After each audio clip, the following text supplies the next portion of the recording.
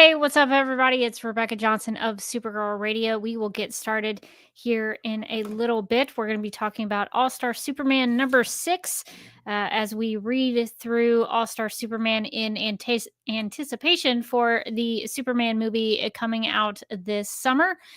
So we will be talking about that. There's some things in this issue, Crypto and Superman hanging out in space. That seems to be part of the promotional imagery for All-Star Superman or Superman directed by James Gunn. So there are some All-Star Superman Easter eggs in some of the things that we've already seen. So we'll be talking about this very interesting issue. This has a lot of Smallville, a lot of Jonathan Kent until it doesn't, and then some characters who are part of what's called the Superman Squad, which goes back a long way in DC Comics. Some very interesting characters in the Superman's squad here, so we'll talk about that. And there's also a creature called the Chronovore that I'm very interested in hearing Morgan's take on. So we will get started talking about that as soon as she hops on, and we will discuss it. But I know there was also a clip that came out from the Superman movie featuring Crypto and the Fortress of Solitude. We're not going to be discussing it in this episode. I think that we probably could. But Morgan hasn't seen it, and it's kind of a long clip, so I don't want to do that for this week. So I don't know if we want to talk about it next time around, but we will. We are aware that an extended clip of the Crypto scene from the trailer has dropped, so just know that. Morgan, are you there? Okay. So I used my lights outside of my face, and then I brought them back in, and I feel like I'm all weird now. So I gotta resituate myself. Do you have the doc and everything? I do. Okay. Are you ready to talk about the Chronovore? Because I think so. I need your take on that. Maybe I am. Who knows? So we will be talking about All-Star Superman number 6, and we will go ahead and get started if that's cool with you. Cool.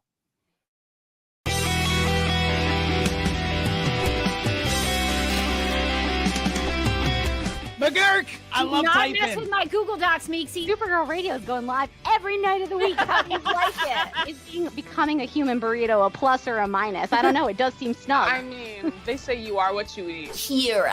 I love that. So I do a podcast called Supergirl Radio, and one of our segments is Lena Luthor, Boardroom or Ballroom. Because she looks like a boss in this coat.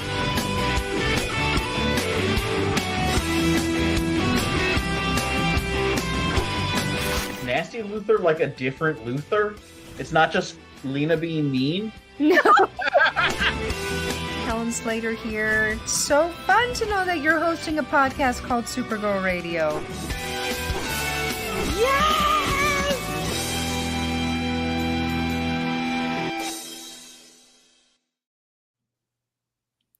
Welcome to Supergirl Radio, your source for all things related to the character of Kara Zor-El. My name is Rebecca Johnson. I'm Morgan Glennon. And for this episode of the podcast, we are live and wired to review All-Star Superman number 6, which was written by Grant Morrison with pencils by Frank Quitely, digitally inked by and colored by Jamie Grant, and lettered by Phil Balsman and Travis Lanham. So we don't have any news for this week, although we are aware that an extended clip of Superman and Crypto and the Fortress of Solitude has dropped. Morgan has not seen it yet, and it's kind of long. I'm glad. Maybe I don't know if you want to talk about it next time. We can potentially do that. It is a little spoilery, but not like too much. It was I saw that it came out, and I was like, I should watch that, and then I didn't. It was weird watching it because I had seen a couple of days prior to that these clips of dogs knowing how to smell cancer, detecting cancer in their humans' bodies, and dogs saving their humans from suffering from fainting spells and seizures and things like that. And then I watched the clip that they put out, and I was like, oh, okay. And so that was Ah. I'm just saying, like, that was my mindset going into it, that that I don't know. I don't know. I just feel like I have a much more respect for the real dog superpowers that exist. So that is kind of where I am with that clip. But if we decided to talk about that, we can next time around. It is a fairly lengthy clip, so we could talk about that, but let's think about that, because it would be spoiler for people who don't want to, like, be spoiled for the movie. I don't want to spoil anybody. Yeah, I struggled with it when I saw it came out. I was like, I don't know. It feels like the movie's right around. This is what happens for me. Like if something's like a couple months away, I've become like one of those people who's like, like Yeah. I'll see the whole thing Yeah. eventually, and like I can wait. It's not like it's like 3 years away, and this is like the small drop in the desert that I'm getting. It's like, well, the movie's coming out in like 2 months, so Here's my thing. I would rather see a trailer, like another trailer where, like, people are talking about the plot, than I would like a clip that was just an extended version of something we've already seen. Because I That still have no idea what this new Superman movie is about. What's yeah, happening? What's the plot? What are they doing? I've never heard Lois Lane speak. What is happening? the vibe I got was that it was like similar to the trailer where like Crypto like drags him into like the fortress or something. So I was like, I mean, I feel like I saw that scene. I'm good. But There's a different way that Crypto is portrayed, though, in that's why the conflicting nature of me watching videos of dogs smelling cancer came into play. So I don't know. I think I'm like a minority here, minority opinion on this one. People seem to really like it, and I was like, I don't know. I feel like real dogs are more superpowered in reality. I mean, Crypto is a real dog. He's a dog performer. Oh, sure. Yes. Yeah. He was embodying his character. He was playing a part. Yes. So I don't want to taint anybody's opinions. That was just my mindset going into it, like seeing all these videos of dogs detecting cancer. That it was quite something. So a really cool, actually very interesting real world stuff. There are studies being done about how dogs can do that. It's really fascinating. That's so cool. Dogs And are amazing. dogs are amazing. I'm sure cats maybe have It's just, cats probably could do powers. something. Like if it's called upon in an emergency, a cat might, if they're in the mood, help you. For instance, this week, Bunsen, I was afraid that like he was gone somewhere, that he was lost because he spent entire days just sleeping in his cat carrier. Like it'd be like 4 p.m. and I'd be like, I haven't seen Bunsen. And I'd walk in, there he was. It's exactly where I saw him at 9 a.m. Hadn't moved. And I was like, are you okay, buddy? He's just really tired. He'd come out, he'd do a big stretch. Oh yeah. He'd look back and I'd go, no, not back in. Not back in. He's living the good life. Bunsen is living that his dream. He's living his bliss. So I don't know that he's like detecting any diseases, but occasionally he wakes up, and that's all I really want from him. Good for Bunsen. I'm actually quite jealous. Well, let's get to talking about the comic that we gathered to discuss, which is All Star Superman #6, and the title for this story is Funeral in Smallville. So this is kind of a downer here, but it reads, quote, Superman comes back to Smallville to mourn the loss of his adoptive father. As Clark Kent returns to his hometown roots, the fifth dimensional trickster investigates human drama from an entirely different perspective, unquote. I feel like this description doesn't fully, I mean, obviously it's a description, so it's not going to give the full context of the issue, but it's not just a fifth dimensional trickster. There's 2 other characters involved in this Superman squad that comes to Smallville. So, Morgan, I had a lot of questions about this one. So I guess my first question to you is, what did you think about Clark encountering these new characters who have come to the Smallville, the Kent farm, and they are helping them around the farm? So there's 3 of these characters. What did you think about them? I think like no one's suspicious enough of these guys. Is like is No my vibe. skepticism. Like I think that the Kent family they have a very beautiful, welcoming spirit. But if somebody whose face was wrapped entirely in bandages knocked on my door, I would scream and freak out. Like I would fully start crying.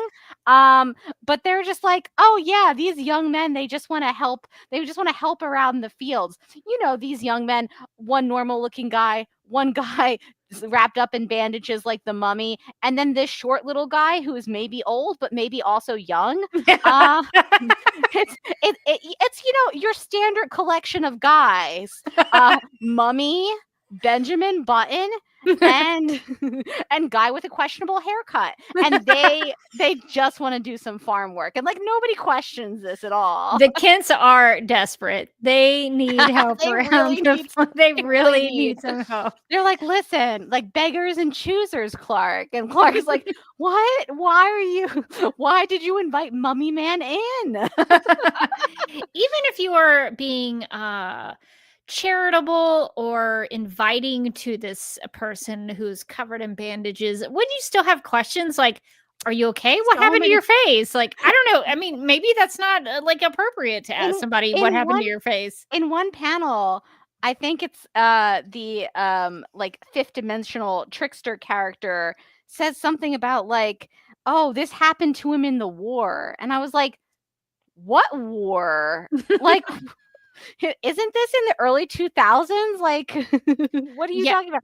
Yeah, this is not like the 1940s, as far as I'm aware. Yeah, the way that they're you know how when the boys come back from the front, and I'm like, what? I guess maybe this is like post 9/11, so maybe it's like Afghanistan.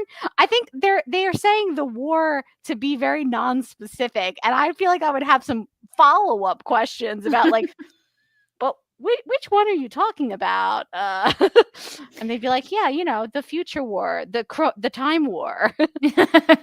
Yeah, this was kind of interesting for me. I didn't know much about Cal Kent, so one of the characters in this Superman squad, the one with the questionable haircut, as Morgan described him. He is a character who is from the future, the 853rd century. He, let's see what his first appearance in the comics was. JLA number 15 from February 1998. So this character is a character who has been around before and has popped into this issue of All-Star Superman. So he is a character that is part of the Superman family in some form or fashion.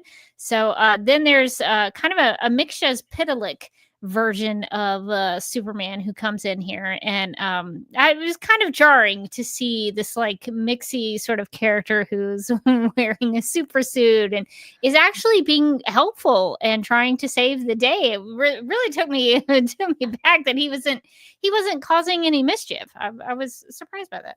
Yeah, early in the story, when they first come into the Kent farm, and it's like, okay, so we've got Mummy, we've got the guy with the hair, that's Mixie. He's here for some trouble. He's here for some shenanigans. Like, I don't trust him. And then it turns out that he's good. He's part of the Superman squad.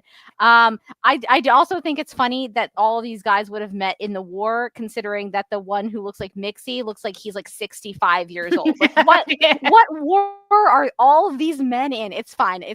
Don't ask any follow-up questions, Jonathan. That's fine. Well, maybe they were all in it in different ways. Maybe they helped in different ways, even if maybe one of them could possibly be older than the rest of them. But it was a dead giveaway that it was kind of a mixy character because he did have that bowler hat. Is that what those are called? Yeah, he's got the bowler hat. He's got that like one little tuft of hair in the middle of his forehead. It's like classic Mixie. I do think it's very funny that I just thought that was sort of Mixie's look, but it appears that balding pattern is just like indicative to the race of fifth dimensional tricksters. It's like we all just kind of look like this, actually, as it turns out. You can mix some Superman DNA, but we're not getting hotter. That's true. This is not actually Mixyzptlk. This is just another fifth dimensional trickster who just happens to look a lot like Mixie. He's got the same hat. He's got the same haircut. So yeah, apparently that's just a part of the fifth dimensional tricksters. It's not something that's specifically just like Mixie's choice of attire, I guess. Yeah, so we've got those characters. Then we have this unknown Superman. Now, this was a Superman I think we encountered early on in All-Star Superman in the Fortress of Solitude when Lois was talking to him and things were kind of breaking up and the message didn't seem very clear. So this unknown Superman that's right. was real. Wasn't the unknown Superman the one who asked her about J-Lo? Yes, about J-Lo. Yes. Who is J-Lo? Well, I think that's fun. Like, it's more mysterious now to me because we do see the unknown Superman in this issue where he's got his face all wrapped up and everything like that. You can kind of see him. I never know what way to angle or what direction to go. It's great. You're doing great. Yeah, you can see him at the bottom. But his super suit does look a little bit different in this issue. Like the S shield's like kind of backwards. So I'm wondering, but I would assume that this would be the same Superman. So this does sort of point the direction in us in the direction that like maybe this guy is the guy that Lois talked to with the question mark on his chest. Is he just Superman from a little bit in the future? Or is he Superman from very much in the future? It's very confusing. I ended up, it left me with more questions, more time travel questions. I feel like I'm back on the Legends of Tomorrow podcast trying to figure out time travel. Or on the Supergirl Radio Patreon where we're talking about time traveling pawns. Which will be dropping this week on the Patreon. A review of season 3 of The Way Home. Enjoy that. We really rip Cat Landry a new one in that one. But yeah, so this is either Superman. This is either, so spoiler alert, this unknown Superman turns out to be Clark Kent, who wanted to have a goodbye with Pa Kent because he didn't get to say goodbye before Pa Kent died. And so he takes off all the bandages at the end of the issue, and it's Clark Kent that we know. He has hidden his identity in a really, like, I don't know, did you have to like go that far? If his normal hidden identity is just a pair of glasses, why did he have to cover his whole face? I don't know. I guess his father, his adoptive father, would recognize him. But so either that unknown Superman who was in the fortress was this Clark Kent, or since you mentioned the question mark might be backwards, could be Bizarro, if that's the case. So I don't know. I thought it was interesting. The unknown Superman sort of came back into play here in this issue. So I thought it was a pretty good twist at the end, although I feel like I should have caught it. I should have known that that's what was happening. Why else would you bandage up your entire face? But these Superman have come, and they are trying to stop a creature called the Chronovore. And I had a lot of questions about this one because I don't know, what do you think if you had to describe the Chronovore, Morgan, to people who maybe had not seen this creature before? It would be hard. I would say, like, imagine like a cranberry bog floating in the air. It's got teeth though. Why? I don't know. It's got teeth and it's got little chicken legs. Imagine that, and you've got a bit of the vibe of the Chronovore.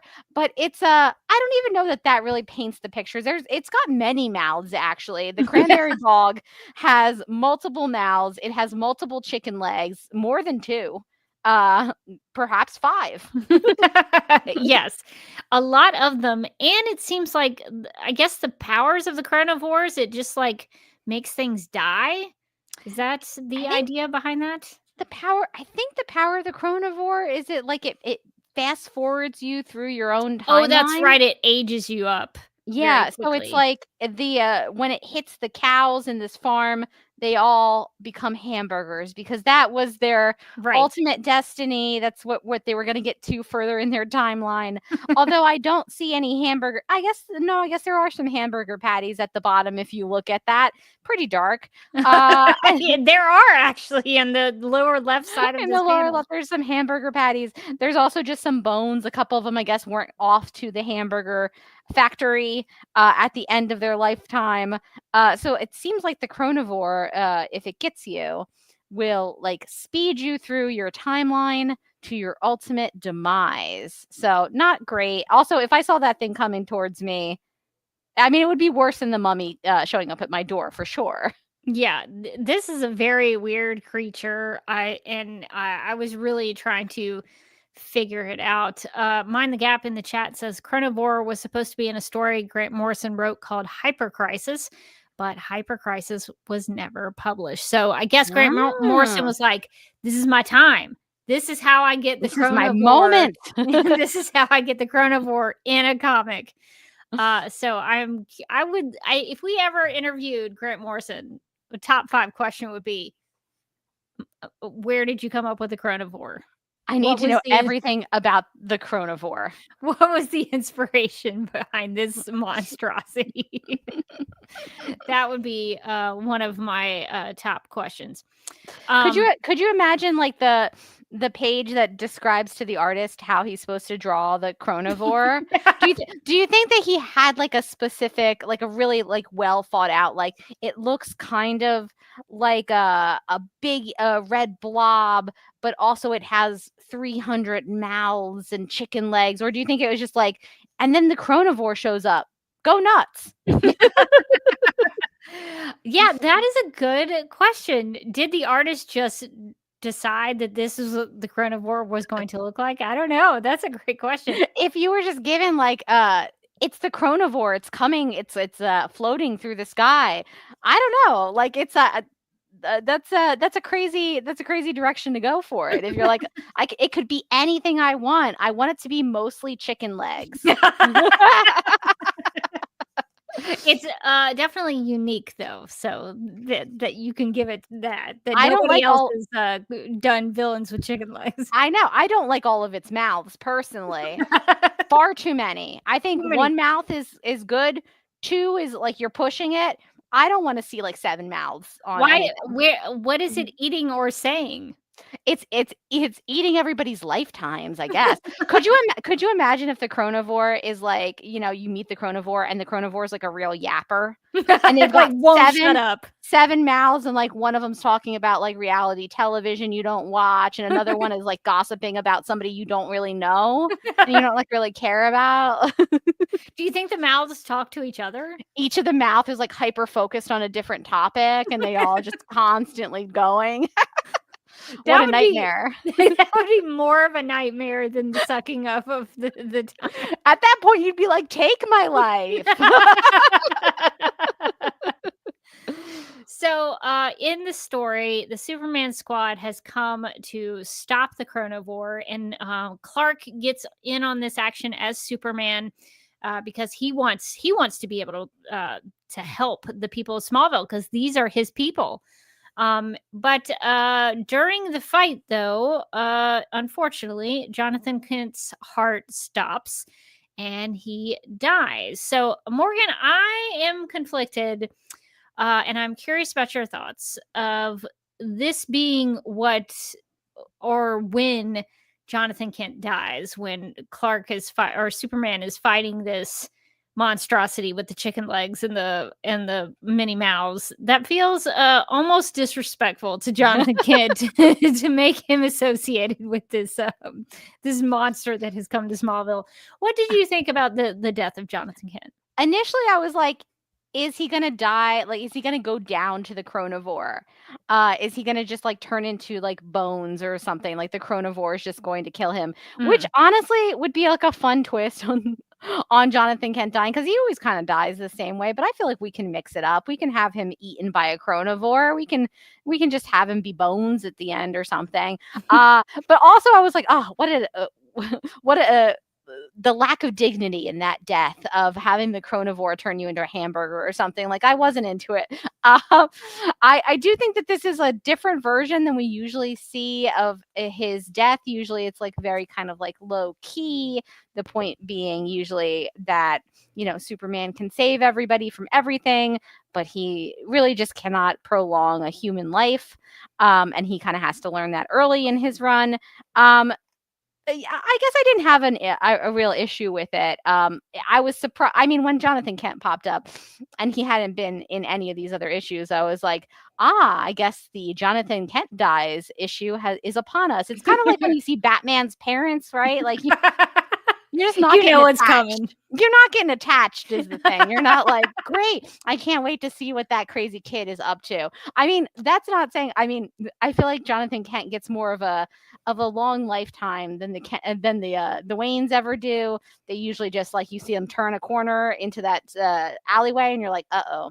But Jonathan, he gets to, on Smallville, he made it many seasons. He's 5. He's in the Superman and Lois, the 90s version. all throughout the new. Do they ever kill him? No.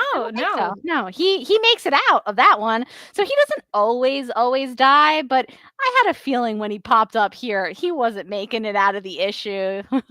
Would you read, just out of curiosity, a comic book title that was just about Thomas and Martha Wayne? Like, didn't even have to do anything with Batman or Bruce. Kind of, yes. But I would want it. So I feel like there's a lot of different ways that you could go with the Thomas and Martha Wayne book.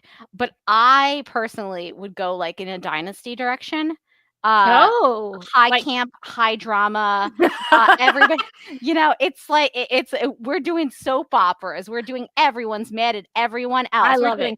Nobody's talking to Martha because she wore she wore a jacket that somebody else wore to the opera, and she's like trying to get back into the good graces. There's like there's power struggles within like the ultra rich of Gotham City, and then like you just sort of zoom out. Everybody else is around them is poor, but then you zoom back in, and it's all like robber baron problems. It's like watching the Real Housewives franchise. Like that's the direction I think I would go with that. Yeah, I like Let them have a little fun before they go down that alley, And also in that same vein, would you read a comic book title that was just about Martha and Jonathan Kent?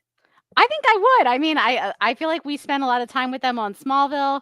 They had like all kinds of stuff going on. They like ran for office. Then Martha ended up, I guess, just being given the office because she looked sad. But they had a political career. They were always having some sort of ups and downs. Martha had like a very weird relationship with Lionel Luthor. That was weird. That got a little bit like, you're like, oh, Martha, I don't know. So I feel like there's a nuance there. I feel like, or the exact same plot line for theirs too. But it's just it's the drama within the Smallville community, small town gossipy kind of drama.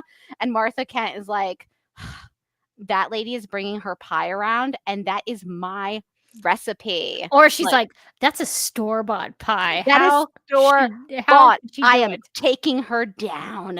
I think we each version is just the Bravo Real Housewives franchise, but in a different location. I just wanted to pick your brain on that. I feel like we should pitch that. I feel like we should write some treatments. I think people would like it. people are reading like, where's Batman? It's like, no, that's the thing. No Batman. Never, not once. They're just like, cheer up, Bruce. And Bruce is like, I don't wanna. And then he like puts on his Walkman and walks out of the room. And then it's back to the drama of like, who's talking about who.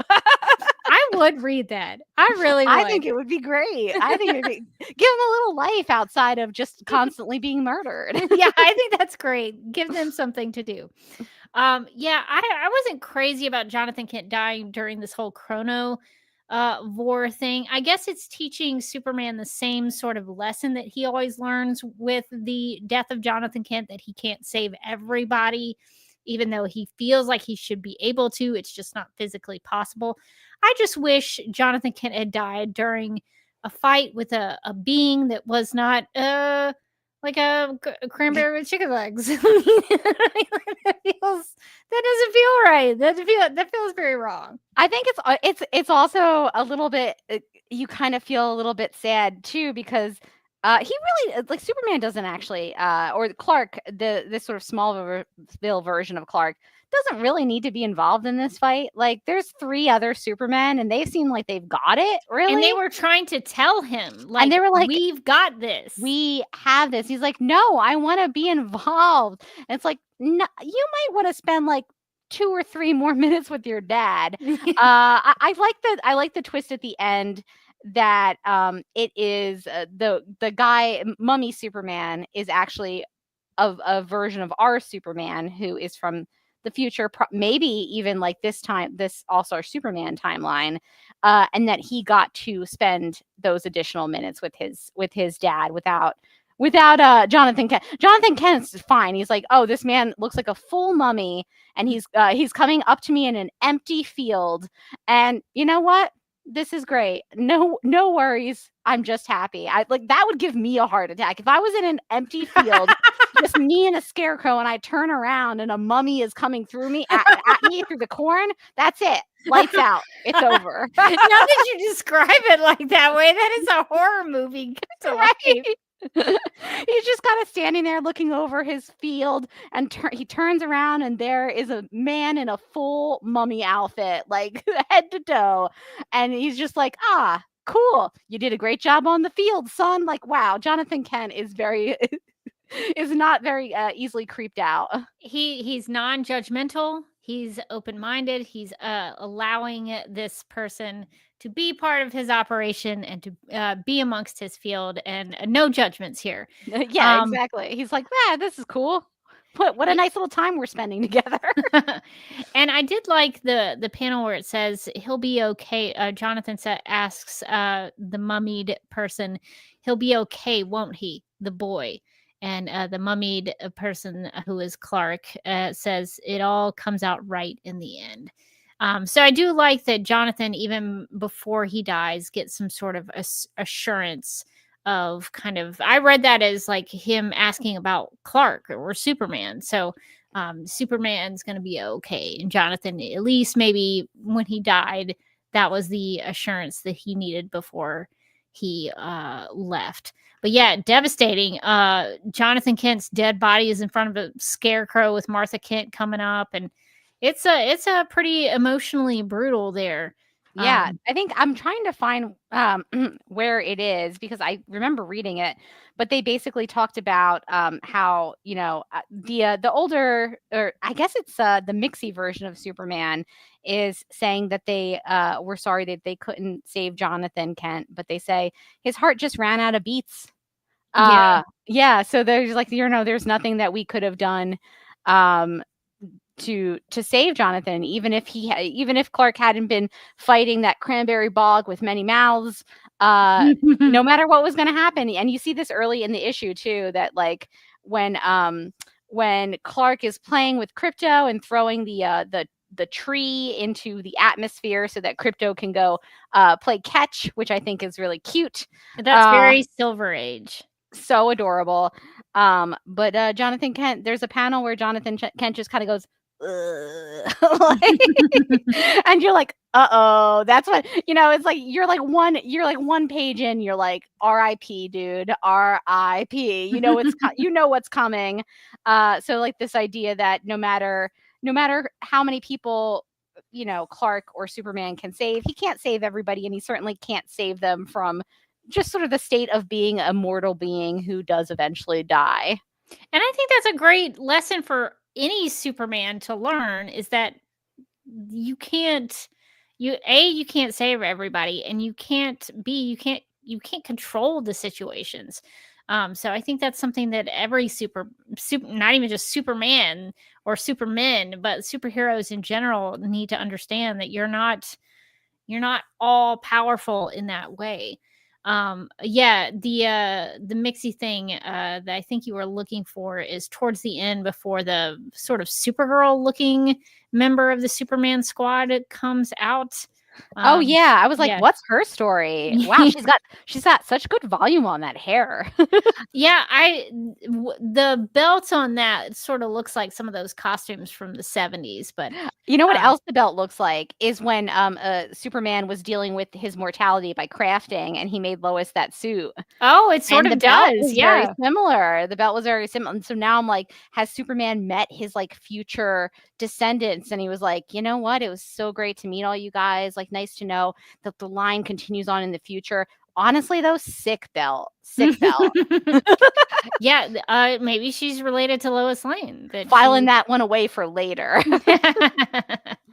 Yeah, so these characters come in. Superman gets to meet some of these other versions of the Superman squad, and the mixie version of these characters says, "We're sorry we couldn't save him, but his heart just ran out of beats." So yeah, that's what I think you were looking for. And then they give him this like rose thing that we see at the end, where we get to see Superman with Jonathan Kent's um, uh, grave marker in the cemetery. So it does seem very meaningful that these characters are all very aware of Jonathan Kent's death and what that does for Superman and how that propels him to kind of get out of Smallville. So I thought that was actually pretty meaningful in some respects. Yeah, I liked that aspect of it too, where they talk about like maybe he wouldn't have left Smallville, because we see him earlier in the issue when he's sort of at the diner with Pete and Lana, questioning whether or not he should go back to Metropolis, whether or not he likes Metropolis, or if that's where he belongs. Kind of back in Smallville, and he's back with his family and his friends, and he's playing catch with Crypto in the fields, and he's like, this is great. Why do I want to go back to the hustle and the bustle of the big city?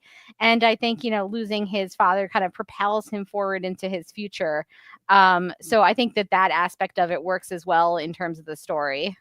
Yeah, it forces Clark to become the man of his household, to take care of his mother, and he talks at the funeral about all these lessons that he's learned from his dad. So that's a very character building moment, and something everybody has to go through, is the deaths of your parents and what that teaches you, and how that makes you grow up and mature a little bit more than maybe you had already, just because you assume new responsibilities and things like that.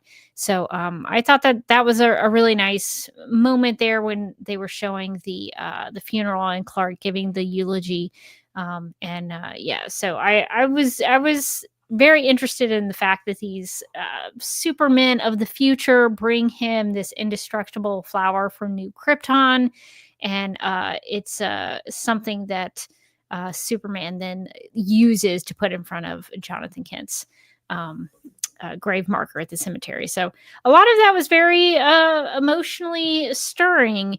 Even if I get past the Jonathan Kent died during the Chronovore fight, the aftermath of that, I think, is very meaningful and impactful for Superman. And I'm glad that with All-Star Superman, I like the approach of each issue deals with a different member of the Superman family. There's a Lois thing, there's a Jimmy thing, a Lex thing, and here we are with the Kent family, and specifically Jonathan Kent. So I like the way that this story is built up and formatted to have those touch points with all those different characters.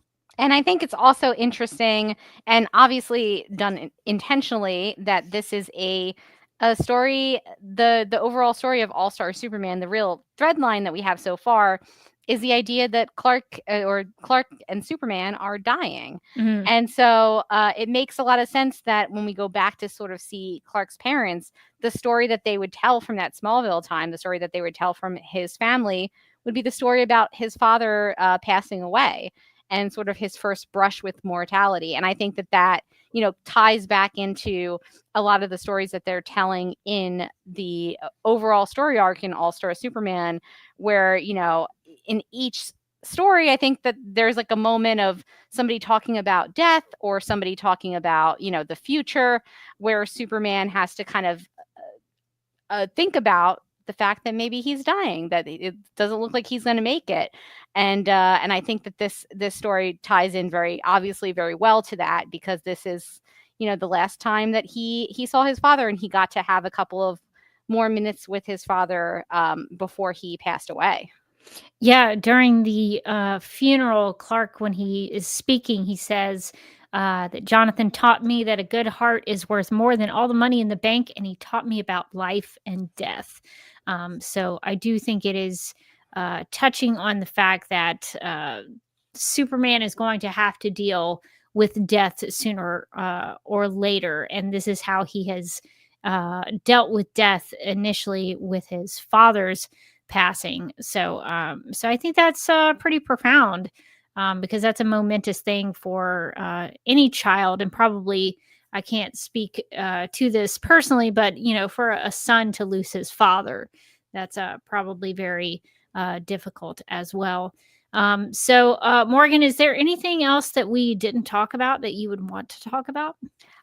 So I think this might be one of the first times that I've seen my girl Lana Lang in a comic book, because I haven't read a ton of Superman, and certainly not a ton of Superman when he's back in Smallville.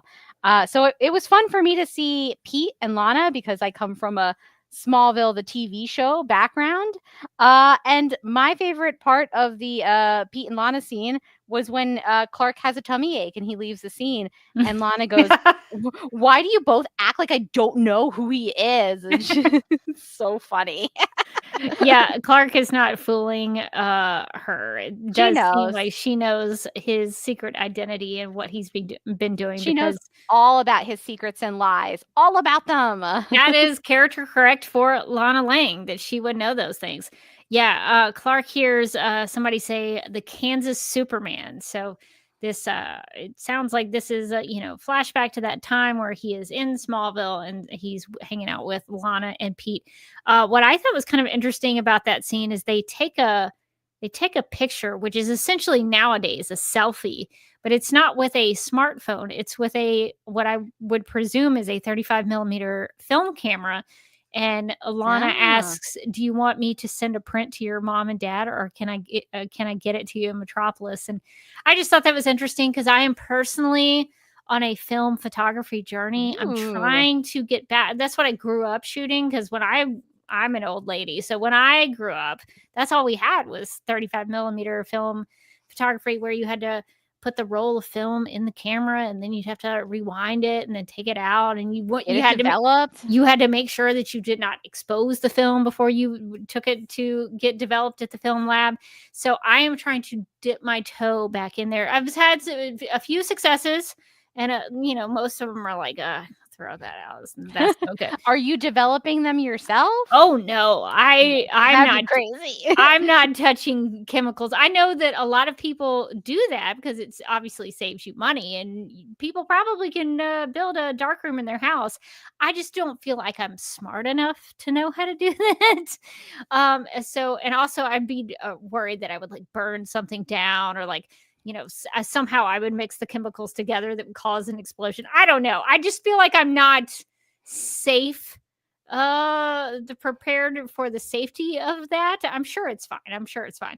But I would rather have professionals who know what they're doing develop my film. I think that's reasonable. I don't think that I would trust myself to like have a dark room in the house. I feel like what would end up happening is something would blow up because a cat would be released into it. Throw all the chemicals together.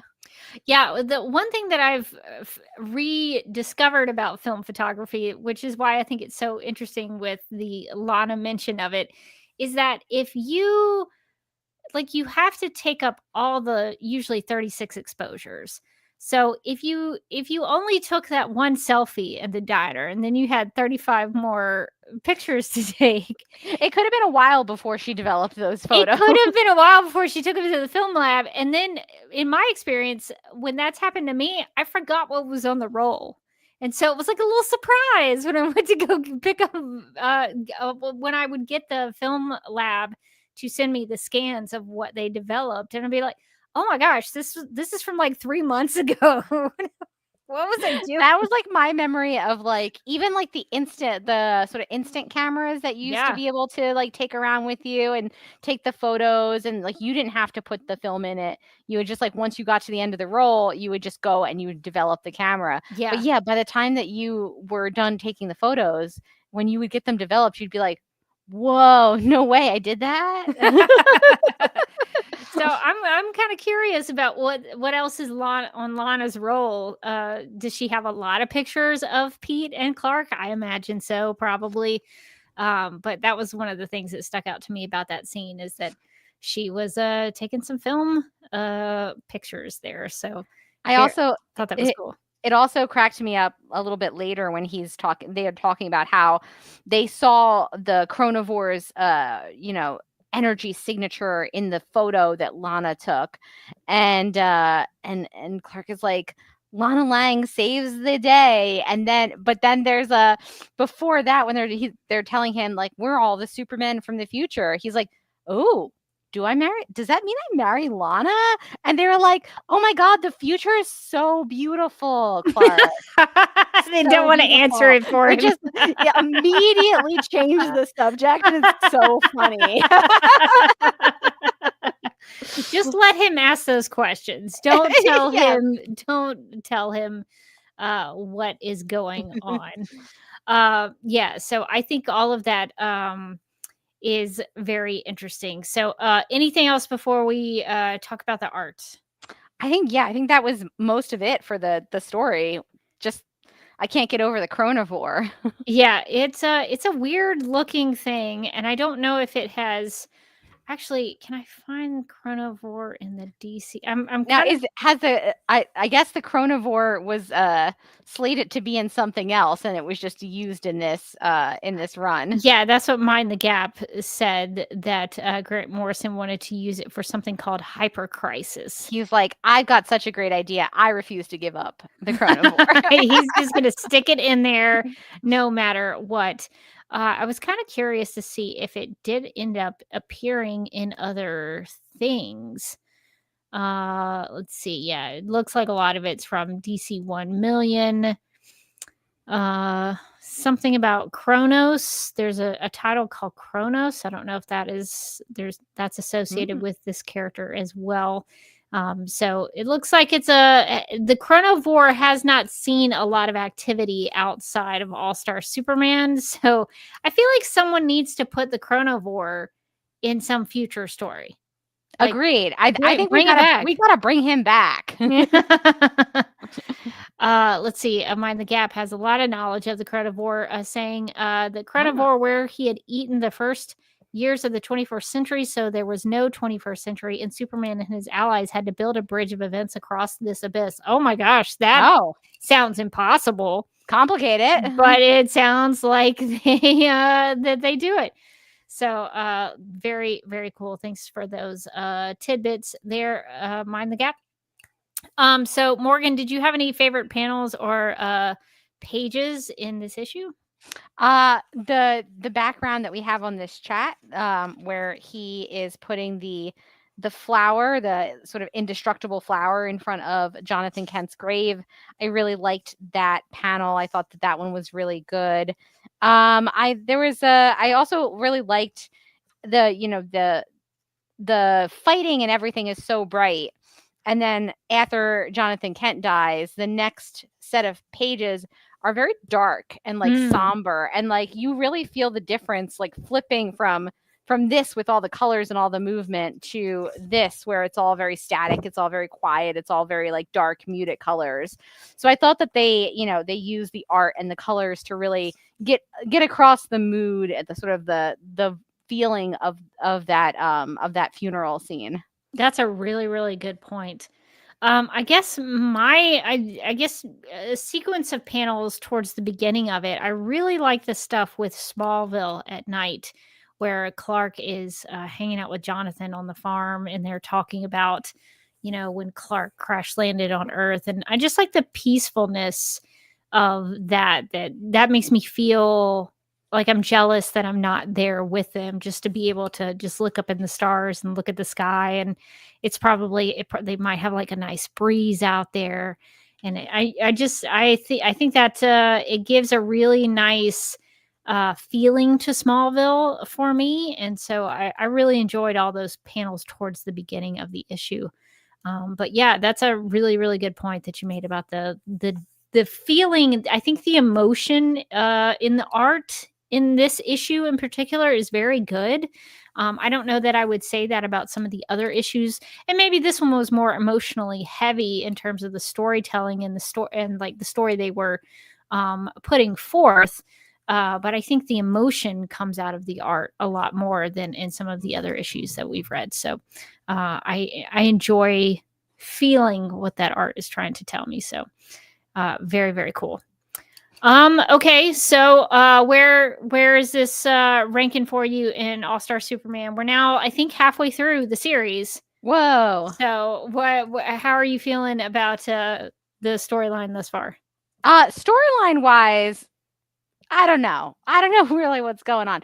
But I really liked this issue. I felt like by giving it more of a focus on this sort of one particular moment or one particular time in Clark's life, it really focused in on the story and the emotions. I feel like this was more of a emotional kind of character piece for Clark, and kind of revealed what Smallville is like for him, how the that feeling of home, like you mentioned early on with the just playing with his dog and wide open skies and lots of stars, and like even the time that he spends with Pete and Lana, where he's like, I don't know, like everything's so overwhelming in Metropolis, it's like so nice here, and like you can kind of understand what his life in Smallville was like, and how much he was loved by his family and his friends, and kind of contrast that to the craziness that his life becomes in Metropolis with all of these supervillains constantly and all these battles.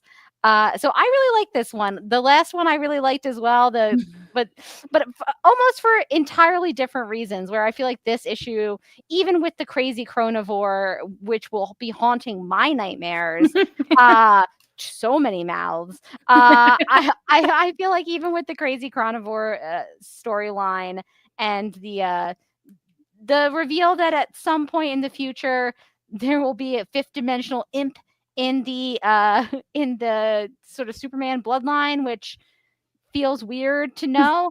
Even that this one was way more grounded than the sort of the crazy over the top Lex Luthor kind of like full camp petty issue that we just came from. Just like complete 180 in tones, a little bit in this issue versus the last one, but I think it worked. I thought that this issue was really well done. I thought I really understood the emotions. I really felt the emotions that they were getting through. So yeah, I feel like this one I really liked, and the last one I really liked. So, when they go a little bit into character stuff versus, having the guy in the rainbow coat just throw a bunch of fake science at you. I feel like I enjoy the run a little bit more when it's like it's wacky, but it's like grounded wacky. And I think that this one did a really good job at doing that, and like revealing parts of Clark's characters and his friends and family's character that was like really more of a character study. Just like the way that the Lex issue, I think, was a character study on Lex, and that's why it was, so campy and petty and crazy, and he's wearing little booty shorts the whole time. It's like, yeah, it's a character study of a crazy person, so it's gonna be wild. And this is like this is a little bit more grounded because it's a character study of Superman. Yeah, I think All-Star Superman for me started out really rough. Like the first 3 issues, I was like, ugh, I hate this so much. But the Jimmy issue, the Lex issue, and then here was like the Jonathan Kent stuff, I've really enjoyed all 3 of those. So I'm hoping that as we move forward, it will continue that trajectory of being good. So that maybe this time around, my mind will change about All-Star Superman as a story. And we'll see how that ends up, because we are at the halfway point. That's true. That is true. Kenny says in the chat that he thinks this is the best issue of All-Star Superman so far. I would unfortunately make the argument that all of the issues of All-Star Superman that I liked had little to no Lois. That is unfortunate, I feel like. Especially since the lowest part of it, I feel like, should be a little bit bigger, because she had the reveal of Clark being Superman, but that didn't never really go anywhere. Yeah. I'm not sure that she believed it. Yeah, I don't even know that she thinks it's a reveal. I don't know that she's there yet with that reveal. I don't know if she's accepted it. Well, maybe we'll see a return to Lois at some point. If you had to pick, just because we know this is the way these issues are formatted, if you had to pick a member of the Superman family, the Superman universe, to focus on next in All-Star Superman number 7, who would you want to write about? Oh, that's a good question, because we've gotten quite a few of them in there. I don't know. I would obviously Nasty Luthor, just a whole Nasty Luthor issue. But I don't think that the people were crying out for that in the early 2000s. They teased her, though. I feel like they should follow up on it. She's got to come back. Obviously, she's got more story to tell. I think I'd pick like somebody from the Daily Planet, because I feel like it's been a couple issues since we've been back at the Daily Planet. So maybe it's time for like a Perry issue, or like a Cat Grant issue, or like a day in the life of the Daily Planet. I think that would be a fun issue to have. So I think in this story, Steve Lombard is really into Lois. Like he's always telling her, like, I don't know why you go after that Superman guy. I'm right here. I would want like a Steve Lombard focused issue in All-Star Superman. I don't think we're gonna get that, but I would read that. So we'll see who the next one is. I hope that he continues the catchphrase from My Adventures with Superman, where he says "nah" at least one time in this run. It's a great catchphrase. It's a great catchphrase. He knows it. He knows it. I don't have to tell Steve that. It's clear and concise. It tells you exactly where he stands. Nah. Well, I think that's going to do it for this episode of Supergirl Radio. If you'd like to contact us, you can post a comment on our website at supergirlradio.com. You can like us you can email us at supergirlradio@gmail.com. You can like us on Facebook and follow us on the X and Instagram, all at Supergirl Radio. If you like what we do, we encourage you to give us a rating and write us a review on Apple Podcasts or anywhere you listen to podcasts. Supergirl Radio is part of the DCTV Podcast and Multiverse of Color Network. So if you want to go check those out, there's a lot going on this here YouTube channel. Lots of shows to check out, and the Multiverse of Color Network not only has our stuff, but additional reviews and podcast episodes for you to enjoy. You can hang out with us as we go live and wired on Tuesday nights at 9 p.m. Eastern on the DCTV Podcast YouTube channel, temporarily on Facebook as well, but subscribe to the YouTube channel. The YouTube channel is always going to have the stuff forever and ever. They're not going to be like Facebook, where they're going to leave it up for a month and then get rid of it. So subscribe to the DCTV Podcast YouTube channel for all of your Supergirl Radio needs. DCTV Podcast also has a TeePublic store. So if you're in need of new DC or DC TV or DC Comics related t-shirts, tank tops, sweatshirts, magnets, tote bags, pins, phone cases, pillows, or stickers, go to supergirlradio.com and click on the TeePublic store link at the top of the page. And since All-Star Superman number 6 took place in Smallville, somebody save us. We have we have some Smallville designs in the DC TV podcast TeePublic store that we would like to suggest. Yeah, we've got plenty of Smallville stuff, a property of Smallville High School alumni stuff. We have the Smallville Kryptonese, if you are into that. But yeah, we definitely have your Smallville designs if you have the Smallville needs. Fun fact, the band who did the Smallville theme song, somebody say Remy Zero. Remy Zero from Birmingham, Alabama. No way. Yes. Wow. Yeah. I did not know that. Every time I say Remy Zero, I have the urge to shout it like Pete does in the one episode where he's like, Remy Zero. That and Kryptonite gum are what that version of Pete Ross is very famous for. I know. As I was reading this issue, I was like, how come Pete hasn't told me any helpful products to buy? He would sell you on something, I'm sure. Yeah, so if you want to get your Smallville merch, we have it in the DCTV Podcast Tee public store. We would also like to thank our legion of super sponsors for supporting the Supergirl Radio Patreon. These people are Michael, Anne-Marie, Yvonne, Nicola, Abby, Miriam, Nicole, Brian, Ethan, Majuba, Annie, Rachel, and Kit. If you would like to be a legion of super sponsor and help us with the Patreon, you can go to patreon.com/Supergirl Radio. We've recorded a couple of things for you to enjoy. We have The Way Home Season 3 review coming out. We had a lot of thoughts about Season 3. We sure did. Yeah, lots to discuss. And then we have a review of the Secret Lies of Mormon Wives. I have to think about that title. It's a lengthy title. It's a little bit of a mouthful, that title. Yeah. So great show. 10 out of 10 would Amazing. recommend. It's fantastic. If you need a show where you can just kind of turn your brain off a little bit, sometimes I shut it down. Just sort of shut it down.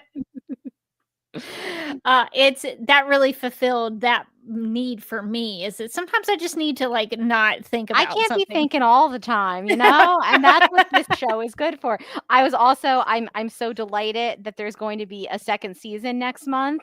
So I'm ready. I'm prepared. I think we'll probably talk about it again when season 2 comes out, which means that you guys have enough time to binge season 1 and go on this ride with us. I can't wait. I'm gonna get some popcorn, get in my comfy clothes, and just sit on the couch and just not binge think it for hours. That sounds so nice. Relaxing. And then we will also put out our Joker review. So we need to get to Folia You is coming up. But we'll put out our Joker review after that as well. So we've got lots coming up on the Supergirl Radio Patreon if you are interested in that. If you would like to follow me on the interwebs, you can follow me a couple of places. I'm on the Vero True Social platform at Derby Kid. I'm on Instagram at The Derby Kid. And I have a YouTube channel, youtube.com/duckmilkprod. Haven't been able to put out any new content in a while for the YouTube channel, but maybe sometime this summer. I definitely need to get some. I just remembered I have a project that I need to get up by Easter about Batman v Superman. So that's maybe I need to get back to that and get that all finished that's around the corner. I've got some time, so maybe I need to get that done. So be checking that out. Subscribe to the Duck Milk Pride YouTube channel for that upcoming video. Morgan, what you got? You can find me on the internet at Mojotastic, and you can also find me as a co-host on the Legendary Ladies podcast. But also, very recently, I was a guest on a different podcast called 8181, which goes over music videos from the beginning of MTV to about 2001, to about like 9/11. So just at the beginning, the golden age of MTV. And so they invited me on. They told me I could pick whatever music video I wanted to talk about. And it was a heavy responsibility, and I went in a lot of different directions. But I finally focused in on TLC's Waterfalls. I think it's important that people don't go chasing them. No, that they stick to the rivers and also the lakes that they're used to. That's wise advice. So if anybody here has ever listened to the Bros Watch PLL 2 podcast, which was a big PLL podcast, these are the same guys. They're doing this music video podcast. So I hopped on and we talked all things TLC. I am now because I did a lot of homework for this podcast, which I never do, as we all know. But I did it like the way that I did homework. I sometimes did homework in high school where it was like the day before, and I was like, oh no. So in 24 hours, I became a one-day expert on TLC. I read so many things. I watched a long documentary, and now I know all about TLC's like journey to fame. Very interesting stuff. Also, that video is legitimately hilarious. I don't want to give away too much of the podcast, but I will say a fun fact that I learned is that they filmed the water portions of that video where they're like dancing on the water in on the same place where they filmed Jaws. So they're in the Jaws tank, and apparently the dance. If you ever rewatch that video, the dancing I wouldn't say is good. And that's because they were terrified of falling off and into the water. So if you notice, they don't move the bottom half of their bodies. They're It's it's like a lot of crouching, like arm stuff. a lot right? of arms, a lot of crouching, sort of mysterious. Like that's because they were so afraid to pick their feet up lest they fall off of this weird thing that they were standing on in the water and then fall into the Jaws tank. So fun facts if you're a big fan of music videos. I'm or gonna have TLC. I'm gonna have to listen to that podcast episode. You got to look up 8181. I believe it's coming out tomorrow. We are recording this on Tuesday. I believe it'll be out sometime on Wednesday. So you should check that out. Perfect. That sounds awesome. I remember that video being pretty ahead of its time, though, with the effects. And it was pretty expensive. If They I spent recall. $1 million on this video in like 95. So really, Yeah, that was a lot. It was a lot of money because they have like I called it like the secret world of Alex Mack style effects, where like they become water people and then they like go back down into the water, and that stuff wasn't cheap apparently. So No, yeah, very ahead of its time. I like TLC a lot. a great band. Yeah, and I think they're still chugging along. I did start that documentary. Yes, this is a thing I learned by watching. I think it's called TLC Forever. It's on Netflix. For all the other TLC heads out there, I don't know what the fan name is for TLC. But yeah, they obviously, after Lisa Left Eye Lopez died in a car accident, they had like a hard time sort of getting back out there. But apparently they were touring. They played Glastonbury like last year or the year before, which is like a big music festival. So they're still out there. They're out and about. I was after doing the podcast, I was like, I've got to I got to bop to some TLC. And I put it up on Spotify and it was like touring in your area. And I was like, I could go see my girls. I would go see TLC in a heartbeat. That would be amazing. Well, I'm looking forward to listening to that episode. Everybody will have to check it out. But I think that's going to do it for this episode of Supergirl Radio. But until next time, I'm still Rebecca Johnson. And I'm still Morgan Glennon. And we're going to have to pour one out for Jonathan Kent.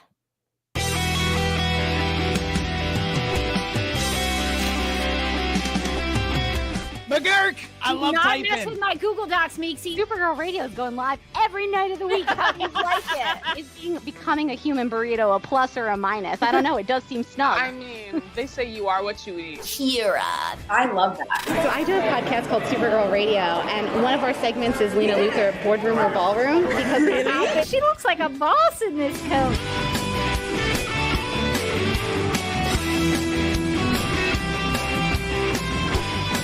Nasty Luthor like a different Luthor? It's not just Lena being mean? No. Helen Slater here. So fun to know that you're hosting a podcast called Supergirl Radio.